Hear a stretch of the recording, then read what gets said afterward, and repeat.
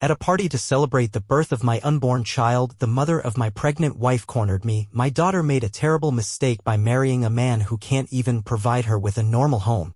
It's good that her ex is still around, at least someone supports her emotionally.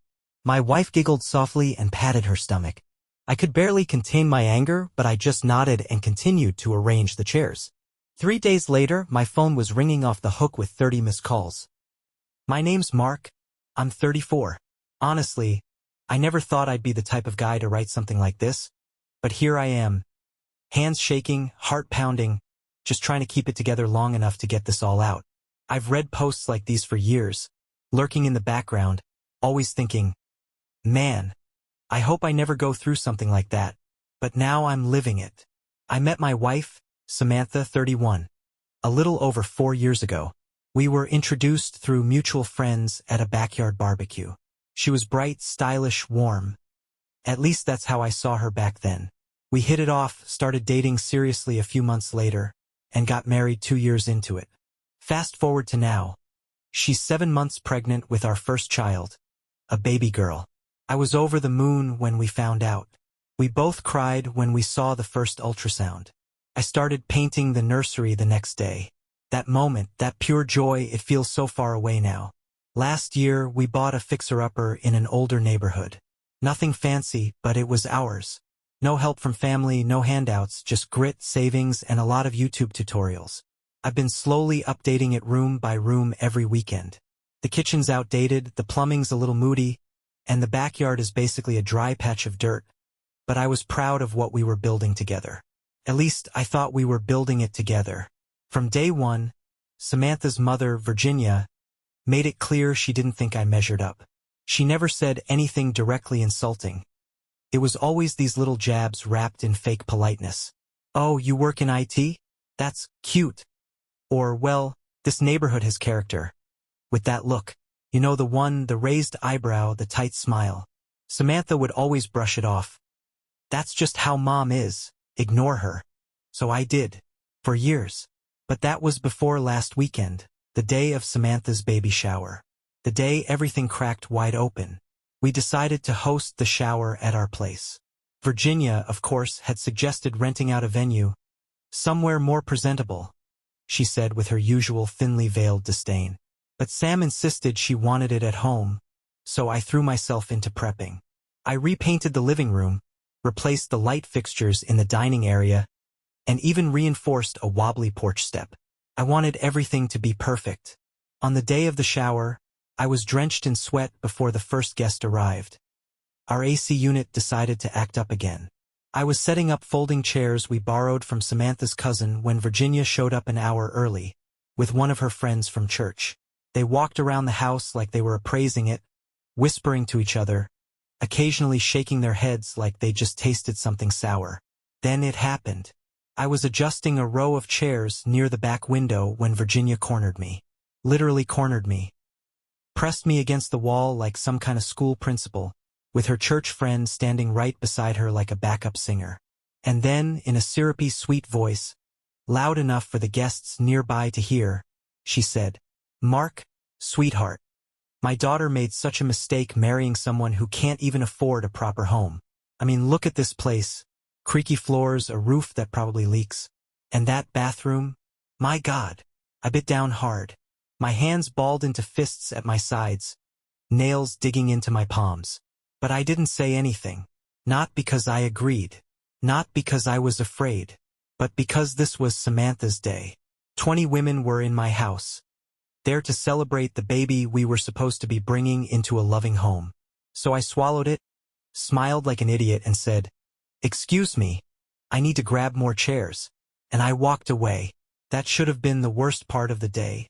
But it wasn't. Virginia spent the rest of the shower telling stories about Samantha's college boyfriend, Tyler. "Oh, remember Cabo?" She laughed. "They were so in love back then." And then she made a comment about how Tyler had just bought a house in Lakeview Heights. 5 bedrooms, a home theater. "Now that's where a baby should be raised," she said, sipping her punch. The worst part? I looked across the room and saw Samantha giggling. Not uncomfortable. Not defending me. Just smiling and rubbing her belly like nothing was wrong. I spent most of the shower hiding in the kitchen, refilling drinks, bringing out trays of snacks. Nobody said a word to me, except for Samantha's sister, Lauren, who gave me a look. You know, the one. That mix of pity and guilt and helplessness. I'll never forget that look. After the guests finally left, Samantha settled onto the couch to open gifts while I started cleaning up. I tried to stay calm, but I couldn't hold it in anymore. "Did you hear what your mom said to me?" I asked. She sighed, didn't even look up. "She's just concerned, Mark. This house, it's not in great shape. And your job isn't exactly secure." That hit me like a truck. I've never shared the details of my finances with her family. I don't make a ton of money, but I've always been careful. Last year I got laid off, yeah, that sucked, but I found a new position in less than a month. I pay the bills. I save. I budget. But that didn't matter to her.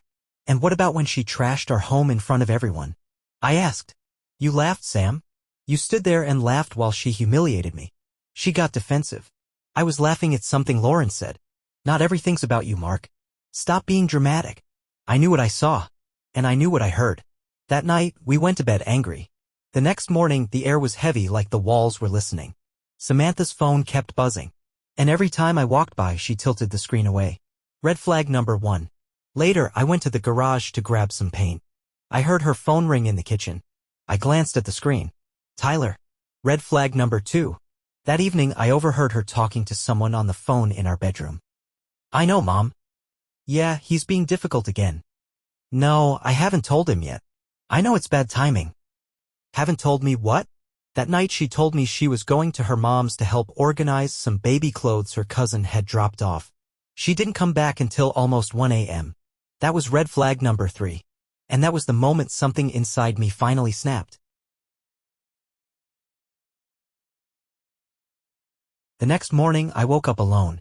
Samantha was in the kitchen, quiet, scrolling through her phone while sipping coffee. She didn't look at me when I walked in. I said morning and she gave a half nod. That was it. The tension was unbearable. Every glance, every silence, it felt like we were strangers pretending to share a life. I couldn't shake the name I'd seen on her screen the day before, Tyler. I hadn't brought it up yet. Maybe I was still trying to convince myself there was an explanation. But the voice in my head wouldn't shut up. Why would your pregnant wife be texting her ex late at night? Why would she hide it from you? Then it got worse. That afternoon I walked past the bedroom and heard Samantha talking on the phone again. She didn't close the door all the way this time. Her voice was low, urgent, almost angry. "I know, Mom. Yes, he's starting to ask questions. I'm trying. I just don't want to deal with this right now. The timing's already awful." My chest tightened. I stepped back before she saw me, stood there in the hallway staring at the floor, trying to calm the pounding in my ears. What didn't she want to deal with? What timing? Later that evening, she said she was going back to her mom's place to help sort baby clothes her cousin had dropped off. I didn't argue. I just nodded. She didn't come home until nearly 1 a.m. I barely slept that night. And the next morning, when she went in for a shower, I did something I'm not proud of. I opened her phone. Look, I know how that sounds. But after everything, the comments, the secrecy, the red flags, I needed to know. I had to see if I was just being paranoid or if the ground under me really was cracking. What I found made my stomach twist. There were dozens of texts between Samantha and her mom. Some recent, some going back weeks. They weren't just gossiping, they were planning. Virginia had been feeding Samantha poison. Messages about how Tyler could provide a real future, about how I was unstable, about how the baby deserved better. One message from Virginia read, "Tyler said the offer still stands. You wouldn't have to worry about money again. Think about the baby." Samantha had replied, "I know, Mom.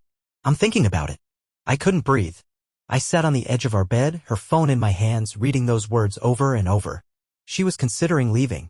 Not just me, our life. Our daughter. For her ex. For someone her mother approved of. I didn't confront her right away. Instead, I did the only thing I could think to do. I called Lauren. She showed up that night, red-eyed, like she'd already been crying before I called. "I've been wanting to tell you," she said as soon as she stepped inside. But I was scared. I didn't want to believe it myself. And then she told me everything. Virginia had never accepted me. Not from the beginning.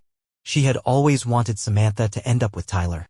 Apparently, Virginia and Tyler's parents had been friends for decades. They'd practically planned for their kids to end up together. But when Samantha chose me, that fantasy fell apart. And Virginia never forgave her for it. Over the past few months, Virginia had been meeting with Tyler weekly, working out how to ease Samantha out of the marriage. That's the phrase Lauren used. Like I was a stain to be removed. They'd been looking at houses in Lakeview Heights, the same neighborhood Virginia had mentioned at the baby shower. Tyler was footing the bill. And Virginia? She was transferring money into Samantha's personal account, slowly in small amounts, to keep things moving. Lauren showed me a group chat. Screenshots. Virginia, Samantha, Tyler, talking about their future family, making plans without me, discussing what to do about me after the baby was born. Virginia had suggested Samantha file for emergency custody the day our daughter arrived. Claim I was unstable. Push me out completely. And Samantha had gone along with it. Every word felt like a knife. Not just because of the betrayal, but because it was so calculated. Cold. They weren't just drifting away from me. They were preparing to erase me. Lauren was crying as she showed me the messages. She's my sister, she said, voice shaking. But this isn't okay. And you deserve to know. I sat there, numb and broken. After Lauren left, I just sat on the couch. The same couch where Samantha had unwrapped baby shower gifts less than a week before. The same couch where we'd taken our holiday photos last year. Our wedding pictures stared down at me from the mantel. The half-finished nursery was down the hallway. The fridge still had our daughter's ultrasound photo on it. And all I could think was, none of it means anything to her. I didn't sleep that night. The next morning, I called Otis, my best friend since college, the guy who always knows what to do when I'm falling apart. He came over in less than 30 minutes, carrying coffee and a bag of donuts. I told him everything. Every detail. Every message. Every plan. He listened quietly, then leaned back and said, "Stop reacting. Start documenting." That was the moment everything shifted. For the next 3 days, I went full detective. I combed through our finances and found exactly what Lauren had described. Small withdrawals from our joint account, always disguised, Target, Amazon, generic names. But the totals added up.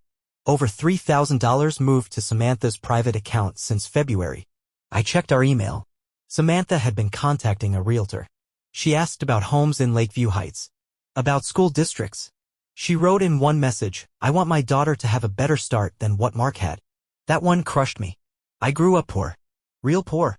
Trailer park poor. I'd worked hard for everything I had, nights, weekends, part-time jobs through college. This house? This life? It wasn't perfect, but it was mine. I built it. And now she was handing it away like it was nothing. Then yesterday, I got a text from a number I didn't recognize. It was from Tyler. "Man to man, you should know Samantha's been unhappy for a while. Don't make this harder than it needs to be." I didn't reply. But I saved the message. Added it to the growing folder on my computer labeled evidence. This morning, something strange happened. Our elderly neighbor, Mrs. Lee, knocked on the door with a casserole dish. "For you," she said. Then she added, almost in a whisper, "Virginia's been telling people at church you were abusive. That's why Samantha left." She looked at me, soft and kind, and said, "I don't believe it. My late husband had eyes like yours. Kind eyes. Abusive. That's what they were telling people now." That was the moment I stopped hurting. The sadness calcified. It turned into something else. Something sharper. I wasn't going to let them win. Not like this.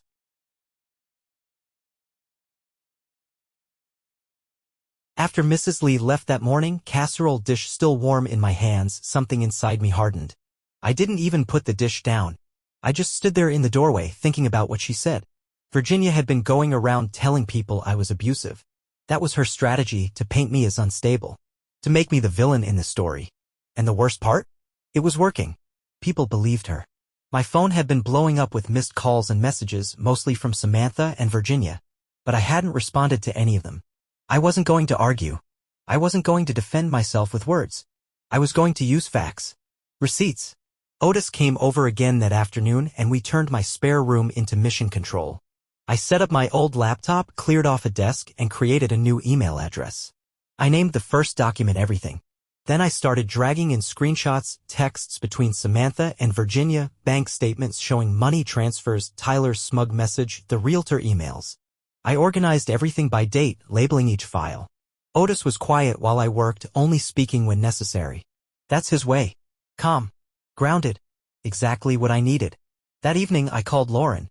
I told her about the rumors Virginia had been spreading, that I was dangerous, unfit, mentally unstable. Her silence on the other end of the line told me she wasn't surprised. She's been telling people that for weeks, she said quietly. I tried to shut it down, but Mom's got influence. Especially at church. Then, without me asking, she said, I have recordings. I blinked. Of what? Conversations. I've been using the voice memo app on my phone. Just letting it run when I'm around them. I hide it in my purse. She paused. Mark, it's worse than you think. She dropped off a USB drive that night. I waited until Otis left, made myself a cup of tea I never drank, and plugged it into my laptop.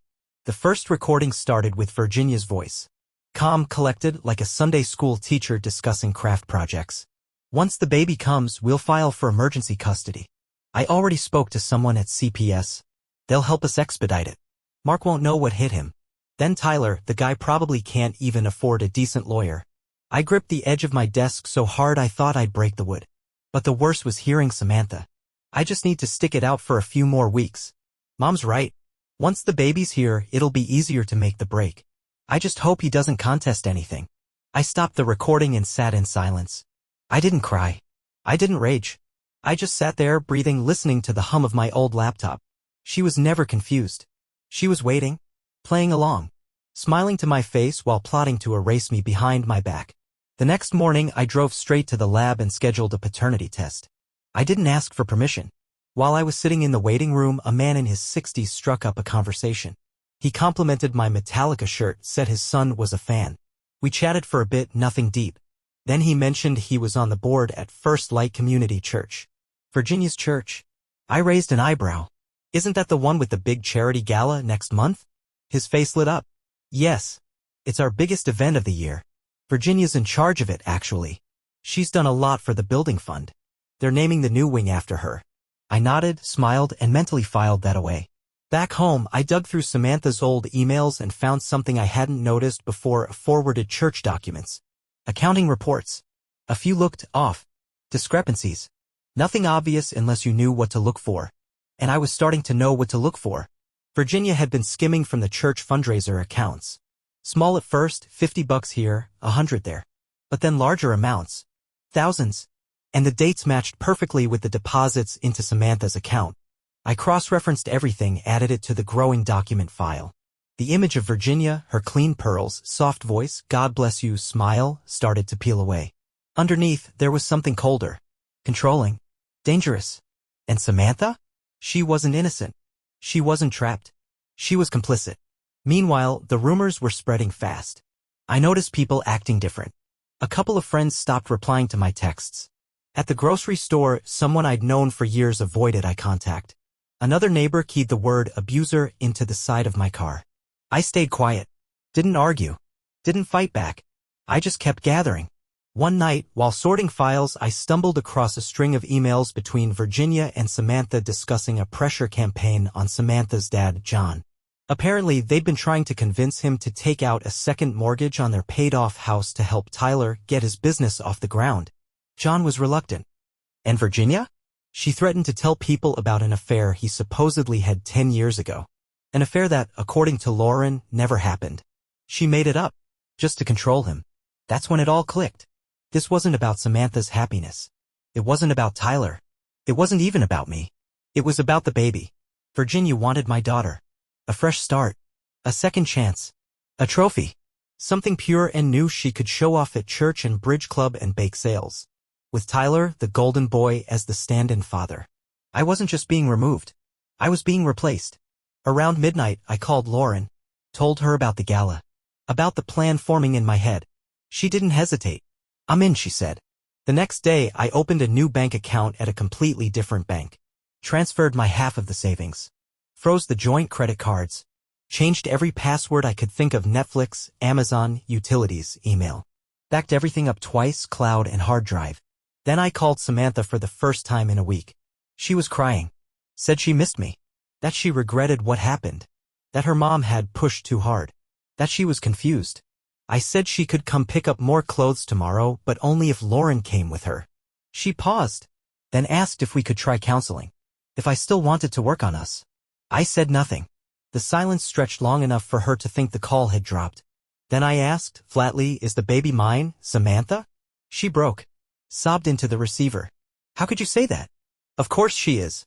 How dare you? But she hesitated before she answered. And that hesitation told me everything. I told her I was moving forward with the paternity test whether she liked it or not. She screamed, accused me of being cruel, of abandoning her. But the truth is, she abandoned me long ago. I just hadn't accepted it yet.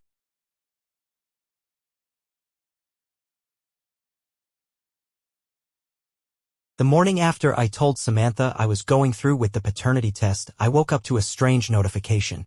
Someone had tagged me in a post I couldn't see. I clicked the link and Facebook greeted me with, "This content isn't available." That's when I realized Virginia had blocked me. But she didn't block the rest of the world. She was making public posts. About me. About how her vulnerable, pregnant daughter had to leave her home because she feared for her and the baby's safety. About how I was unpredictable and mentally unwell. There were dozens of comments under her post, mostly from her church friends. Offers of prayers. Hugs. Stay strong, mama. They were eating it up. I didn't respond. I didn't even screenshot it. I already had what I needed. That same day, Samantha came by the house to grab more clothes. Lauren was with her, just like I'd requested. Samantha didn't say much. She looked empty. Her makeup was barely there, her clothes wrinkled, her energy drained. But what caught my eye was the necklace. A small, shiny diamond pendant. One I'd never seen before and definitely one we could never afford. Later, Lauren confirmed what I already suspected. Tyler had given it to her. The day before. That evening after they left, Lauren handed me a second USB drive. More recordings. She hadn't stopped collecting. For 3 weeks, every time she was near her mom and sister, she kept that phone recording. I spent the whole night listening. Coffee in hand, jaw clenched so tight I thought I'd crack a molar. "Virginia, once the baby comes, we'll file right away. I've already spoken to my contact at CPS. He'll push the paperwork through. Mark won't even see it coming. Tyler, he's a joke. Probably can't even afford court fees. And Samantha, I just want it to be over. Once the baby's here, I'll be able to leave. I just hope he doesn't fight it too hard." That last one hit different. Because in that moment I realized she had already emotionally left. She wasn't wrestling with guilt or confusion. She was counting down the days. I couldn't sleep. I sat there, lights off, listening to her voice over and over, detached and calm, as she discussed removing me from my child's life like it was a business transaction. The next morning I went to the paternity clinic. Alone. A guy in the waiting room, probably mid-60s, struck up a conversation with me. Not unusual. I get that a lot. I guess I have a face people talk to. He saw my band t-shirt, told me his son was a drummer, asked if I'd ever played. Then he casually mentioned he was on the board at First Light Community Church. The same church that was planning a fancy gala in honor of Virginia next month. I didn't show it on my face, but inside something clicked. He said they were naming the new wing after her, the Virginia Carter Family Hall. She'd raised more money than anyone in church history, apparently. I smiled, nodded, said something like, "That's amazing." Then I filed it away. Over the next few weeks, things moved quickly. The paternity test came back. I was the father. When I saw the confirmation, I didn't cry. I didn't smile. I just exhaled. Like I'd been holding my breath for months without realizing it. Samantha moved permanently into her parents' house. Tyler, as it turned out, wasn't quite the knight in shining armor she expected. When the drama started catching up to them, he ghosted. Blocked her and Virginia on everything. I found out later that his business was in shambles. He'd been counting on Virginia's investments to pull him out of debt. And when those stopped, when everything unraveled, he bailed. Meanwhile, I was busy. I'd spoken to 3 lawyers. Organized all the evidence. Prepared documents. And then the night of the gala arrived. Lauren texted me that Virginia was wearing a new dress. Bought with church money, of course. John, her husband, looked like a shell of himself. And Samantha was there with no Tyler in sight. I waited until dinner was being served. The room was packed, pastors, deacons, local officials, community leaders. The whole church royalty crowd. Then I walked in. I didn't look at Virginia. Didn't make a scene. I went straight to the pastor, handed him a sealed envelope, and said quietly, "You'll want to read this before naming anything after her." Then I turned and left. Inside the envelope, screenshots of bank transactions. Records of charity funds used for personal purchases. Emails showing how she'd threatened John. Audio files of her plotting to take my daughter. I didn't stay for the aftermath. But as I walked to my car, I heard the yelling from inside. Virginia's voice was unmistakable, high-pitched and furious. The next morning, the fallout began. Texts from Samantha, "What did you do?" Texts from Lauren, "It's happening." Calls from numbers I didn't recognize, probably church folks trying to confirm what they read. By that afternoon, Virginia's Facebook was gone. The church board had called an emergency meeting. More financial discrepancies were found. Over $70,000 missing over the past 5 years. She was removed from every committee, asked to pay it all back. Worse than the legal trouble, though, was the social collapse. People she'd known for 30 years stopped returning calls. Her bridge club kicked her out. Her country club application was denied. John, bless his spineless heart, finally moved out and went to stay with his brother. As for Samantha, she showed up at my door 8 months pregnant. Mascara streaked down her face, sobbing. She said she made a terrible mistake. That she missed me. That she still loved me. That she wanted our family back. I looked at her, and felt nothing. No rage. No pain. Just a wall. I told her she could come back. But only until the baby was born. After that, we'd figure out co-parenting. The marriage? Over. The next 6 weeks were strange. We lived like roommates. I put a lock on my bedroom door. Installed cameras. I spent my nights finishing the nursery. She spent hers on the couch, scrolling through her phone or crying silently. Then, Olivia was born. 3 weeks early. Healthy. Strong. I was there. I cut the cord. And when the nurse handed her to me, I looked into those eyes, my eyes, and finally I cried. I hadn't cried in months. Now things are stable. Samantha got a small apartment nearby. We share custody 3 days each. It's not perfect, but it works. The divorce will be final soon. Virginia had to sell her house to pay legal fees and repay the church. She's renting a 1-bedroom on the other side of town. No one returns her calls. Her name is Mud. She's left me voicemails, 27 of them, begging to see Olivia, saying she's changed, learned her lesson. The irony is brutal. The woman who tried to erase me from my daughter's life is now begging for 5 minutes of it. Last week, I ran into Mrs. Lee again while pushing Olivia in her stroller. She smiled and said, "Your baby has your eyes. Kind eyes." Then she handed me a casserole dish and added, "Virginia came by asking about you too." I told her to leave good people alone. Right now, I don't know if Virginia will ever meet Olivia. That's a decision for another time. For now, I'm focused on being the best father I can be. Our house still isn't fancy. The kitchen's outdated. The backyard's still mostly dirt. But I've started planting a small garden. And when I rock Olivia to sleep at night, in the nursery I painted myself, I know exactly what this is. This is what home is supposed to feel like.